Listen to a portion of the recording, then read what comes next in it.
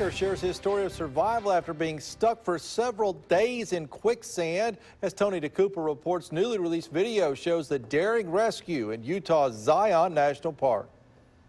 There was no chance of moving it at all. The sand had surrounded the whole leg and I couldn't move it. Ryan Osmond was hiking Saturday with his girlfriend Jessica McNeil when she tripped into quicksand like this. As he helped her out, his own right leg became engulfed up to his hip.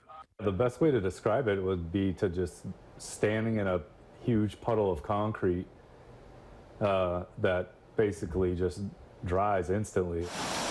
With a storm coming in, McNeil, who was later diagnosed with hypothermia from the cold, hiked 3 hours until she found help. I didn't know if I would for sure make it out. I didn't know if I could do that hike alone. 10 hours later, park rangers reached Osmond, but it took them another 2 hours to get him out of the quicksand. One guy scraping sand away, they were able to free my leg. It was probably one of the worst pains I've ever felt. They were forced to spend the night when a winter storm brought in 4 inches of additional snow. And he's on the move. It wasn't until Sunday that Utah rescuers, facing difficult terrain and stormy weather, rappelled down 100 feet of cable to lift Osmond to safety.